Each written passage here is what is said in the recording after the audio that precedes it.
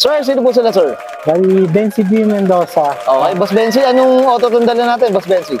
1989 Toyota Corolla small body EE90. EE90. Oh, yes. Ito, boss, may tema ba itong auto natin, Boss Benzi? Bali sa ngayon circuit concept siya na pero daily driven. Uy, okay, bago to. Okay, Boss Benzi, syempre very curious sa mga auto natin. Paano ba kayo nahilig sa pagkukotse, boss? Sige. Actually noon pa man nahilig na ako. Na-inspire lang ako dun sa mga yung nagbi-build talaga. Okay. Doon ako pinaka na-inspire. Yung pagkalikalikot ba? Yung, kumbaga, Grease Monkey yung dati nga, Boss Benzi. Ganun. Tapos parang, syempre yung racing, yung naglalaro ko sa Quantum.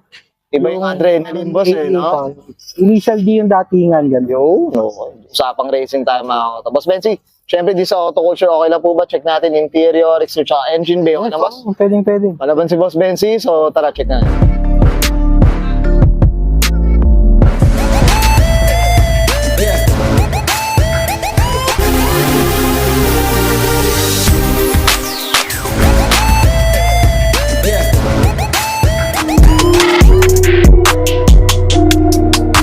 Okay, usapang interior tayo, Boss Benzi. Anong meron dito, boss? Sige. So, sa ngayon, meron tayong quick release na steering wheel Okay. na momurahin. Ngayon, okay. Boss, gusto ko yan, boss, ah. Feeling ko legit naman siya pero nire-upholstery. Uy, Tapos, kasi importante, legit, boss. Yan mga... Tapos meron tayong Recaro. Ito ang kapit talaga, Recaro. Okay. Pero mahalaga talaga pag magre-race ka is legit yung harness. Harness, para boss, for no? safety. Pero boss, maganda yung iba na rin tagagawa ng ngayon, Oo, boss, ang ganda ng tie copy ngayon. Parang, One is, boss, bulong mo sa akin kung saan meron. sige. 1:1 na rin kasi, boss, talaga.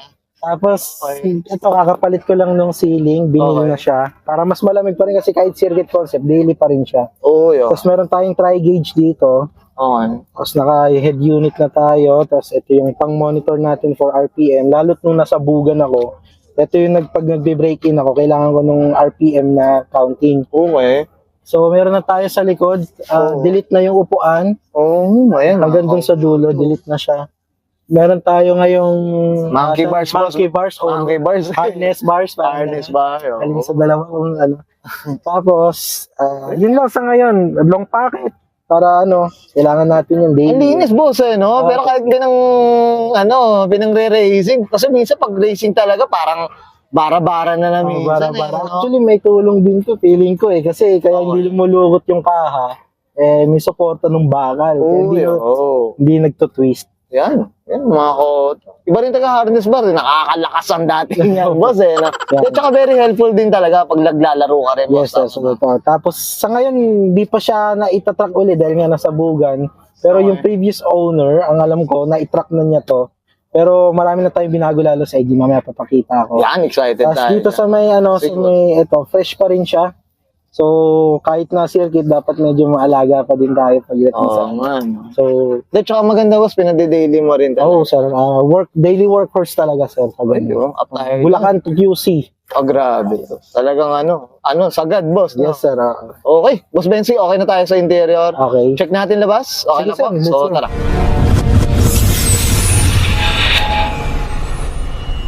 Tough long battery. Tough and long Okay, lasting. usapang exterior tayo, Boss Benzi. Ano meron dito, boss? So, meron tayong carbon fiber hood. Okay. Yung bumper natin is pa rin kasi nga parang circuit concept. Medyo mabigat yung Sprinter and JDM. Pero nagpaplano ako pagka-car meet, palit-palit, gano'n. So ngayon, HDM pa rin muna tayo. So, since EE90 nga siya, EE90 pa rin yung mga moldings niya. Okay. Pero boss? Napalitan mo na or never pa? Never pa, pero mapapansin mo mamaya makikita mo sa likod. May konting kulubot na siya. Kumbaga may wear and tear na rin no? Nung hinilamusan siya, more on lang siya, patong lang. Hindi na tinanggal yung... Hindi na. Okay. Parang ganun. Boss, ito usapang kulay. Type ko yung kulay. Anong kwento, Boss Benzi? Bali, Battleship Gray. Yung kulay na to, ito na yung pagkakabili ko. Battleship Gray na talaga siya. Okay. Tapos meron tayong Rotamags. Okay. Tapos disc brake harap likod na yun. Mamaya papakita natin. Likod na, no? Boss, anong gulong natin, boss? Medyo palabat 195, 55, 15. Anong brand to, boss? Bali, semi-slick na. Kung di ako nagkakamali, 1 tires to. 1 lito. 1 tires na semi-slick. Pero, boss, nakakatakot yung ngipin. Ito, mga kauto, tingnan nyo. Sa ngayon, wala pa siya sa pagkaka-wheel align kasi nga Oo. sabay-sabayin ko siya pagka break-in. Okay. Kailangan kong isang ayusan. Isang ayusan, no? Kasi nasabugan nga tayo. Pero boss, type ko yung gulong, ha? Pwede, ha? Ang palaban, boss. Okay. So, Ang kinis ang auto net. Nakuha mo, boss. Ganito na. makinis na siya. Ito na yung Tapos kulay. minentain ko na lang siya. Ganito yung Oo. kulay. Hinimas na rin, eh. No? Tapos buffing na lang kasi nung nakuha, medyo pink orange ba yung Diba? Medyo pa'y pagod, boss. Boss, ano ba? Tinted, tintless, ano bang ano? Yung tint niya ay pa rin, blue tint lang na sobrang light. Pero may tint siya. Diba, para at least kahit pirik araw, medyo Tint less. pa rin, tawag doon, clear, transparent look pa rin. Oh. Kasi galing tayo sa big body. Okay. So, carbon fiber trunk. Okay. Medyo may problema siya ngayon. So, nakaangat yung niya, yung gilid-gilid niya. Alignment lang, boss. So, ito, i-re-align siya or i-restore na siya. Yun yung worst. So, PHDM pa rin yung taillights. PHDM. So, PHDM Ganda, GT. no? Ang ganda. Answer mo sa ano siya? Medyo, kubal, halos lahat kasi nagpapalit ng bukana, no? JDM, Strinter. Ito, inas-is ko na lang siya na PHDM GT. Oo. Pero plano ko, pagka mga car meet, palit-palit bumper. Ano lang, para may tanggal sa awa factor. Nag-iipon na ako pang Sprinter. Yun yung plano ko. Para Burn na naman tayo. Sprinter GT. Ayan. Yun yung plano. Yan, ang ganda. Boss, ano muffler pala natin, boss? Curious Mali, tayo. ito meron tayong Apexi na super megaphone. Uy, naku, Diyos ko, gamit ko to dati, mga kauto. Kung alam niya lang. Super to. Pero planning na magpalit ng Kakimoto na yung Red free badge, boss, flow. ano? Kaya medyo Gusto ko sana mag-free laban, flow. no? Kasi yung big body ko naka free flow siya. Iba pa rin pag base type eh. Best time. Ito medyo ano to, ang dating nito, wag gusto mo basi. Opo, Na medyo may laman ng dating. ganun yung gusto ko, medyo base. Kasi eto, pagka high rev na siya, medyo parang tunog jeep na. Ganun na yung tunog niya. Yun, okay, well said. Boss Benzi, okay na tayo sa labas? Okay na Check natin makina, curious na ako, boss. Thank you. So tara. Okay, usapang makina tayo, Boss Benzi, medyo may mali. So, Anong kwento dito, boss? Sige po. so ito yung engine bay. So nabili ko siya na silver top. Okay. So, medyo na-scam ako kasi ang sabi nung nagbenta sa akin, black top siya, straight. So, ginamit ko ng ginamit. Okay. Tapos, ko ng oil pan, napunitan ako. So, tanggal lahat ng langis. So, sabi ko, since i-rebuild din naman, bakit di na natin gawing black top?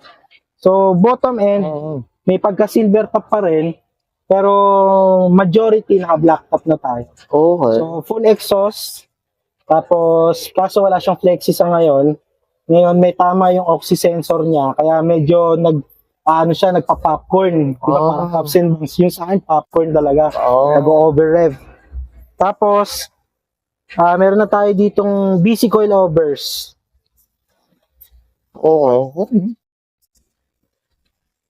Iba kulay na itong BC na to, boss, no? BC coil overs. No? Oh, boss, tama ba? Ano ito regarding displacement sa black top? Ano ba displacement ng black top? 1.6 pa rin siya. 1.6. Parang yung 4A series, 4AFE, mga AFE, ganun. Nasa 1.6 siya. Ang pinagkaiba lang niya is 20 bulbs na yung ibabaw niya. 20 bulbs na siya. So, 3 saka 2 yung valvula niya. Oh, yun. So, Sige, boss, ano ba mga kinabit mo dito, mga aparato dito ng mga anik-anik dyan? Sige, boss. actually, ganun pa rin. C52 trani pa rin siya. Pero, yun nga, naka 4A series na tayo na makina. Kaya C52 na-retain ko dun sa, sa makina. May isa akong nakausap na, bumili siya ng transmission sa akin galing sa big body. Sabi niya, pag C52 daw yung trani mo, mas less yung error mo pag itatrack. Kaya niretain ko siya na C52. Yun pala. May nalaman tayo dyan. Yung C56 kasi parang siya parang 3 and 4 niya parang dikit. So minsan nagkakamali daw sila doon. Actually, doon lang yun. Sabi, kasi nagbe-buy and sell ako ng mga ibang parts ako ng ibang sasakyan. Nabanggit niya lang yun kasi tinanong ko siya. Pag gusto ko sa profile, siya, parang racer. Sabi ko, sir, bakit C52? Yung iba kasi C56 na LSD na, Tapos yung iba C160, sabi niya mas less kasi yung error pag C52. Pero hindi ko alam, pakicorrect na lang ako kung Yun. Comment down below kayo, mga ka-auto. mali ako dun sa part na yun kasi yun, mag-start pa lang din ako halos, ganun. Yeah. So concept pa lang siya sa ngayon. Yan, sa mga nag-ano dyan, mga purist dyan, black top, silver top, mga ka-auto, Diyos ko, PM kayo dito sa, sa video neto ni Boss Benzi. Yan, oh. Sige, boss, ano pa itong mga nandito? Ito, Actually, ITB lang na tinorotot. So, pinalitan ko yung dating torotot. So, medyo risky lang kasi walang filter. Kaya mabilis umitim yung langis. Tapos, clear cam cover kasi nung pinalitan namin yung support, pang Celica yung support niya eh. Okay. So, yung dating niyang cover na orig, di na kasya. So, bumili na lang ako ng mumurahin, which is nasa 1.5 to sa Shopee. Tapos tinabas namin. Okay. Ano bang cams na ito, Boss Benzi? Yung sa exhaust side ko, ano na siya, aftermarket. Ito, BBTI pa rin. Pero papalitan ko to, yung intake, ay yung BBTI niya na cams niya para pagka meron akong ECU. So sa ngayon, nasa prep part pa rin ako kasi pag nagpalit ng mga mechanical, kailangan ko rin magpalit ng ECU. Oo nga. Stock kasi siya ngayon eh. Kumbaga ano yan, no? May nando pa rin sa trial and error ng Opo. datingan, boss. Opo. So kaka-break-in din kaya hindi pa siya ganun katono, kailangan siya itono. Shoutout nga pala dun sa nag-rebuild ng makina ko si Sir JP Caparas po ng Bulacan. Oo. Hanggang ngayon siya pa rin humihimas sa akin. Saka yung isa ko pang mekaniko si Sir Fidel. Yan. Okay, shoutout natin. Okay. Boss Benzi, okay na tayo dito sa makina, boss?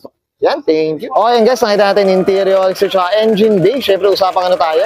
EE90 dito kay Boss Benzi Mendoza. Boss Benzi, ano na tayo? Siyempre, shoutout na tayo, boss. Sige po, go po. Shoutout nga pala din sa mama at papa ko. May-ari sila nung yung mga water tank saka yung Nora's Laundry Shop. So, shoutout din sa girlfriend ko na ganinang nandito tapos pinaalis namin. So, sobrang supportive niya. Shoutout dun sa yun nga, sa nag-build ng makina ko si Sir JT Caparas. Tapos, yung isa ko mekaniko pa si Sir Fidel. Tapos, kay Ryan Chua dun sa ibang parts, saka kay Sir Kenzo Ichiro. Yan. Para pa mga parts. Yun, kompletong-kompleto. Walang labis, walang kulang. Boss Benzi. DPWH. Ayun, oh. Shoutout. Thank you. Yun, nasa gobyerno. Boss Benzi, okay na po? Okay na po. Okay, sige, susbayan ko na. And Sir Benzi Mendoza, pasok na 1989 Toyota Corolla EE90. Usapang circuit concept, mga ka-auto, and this is Oro Culture. Thank you.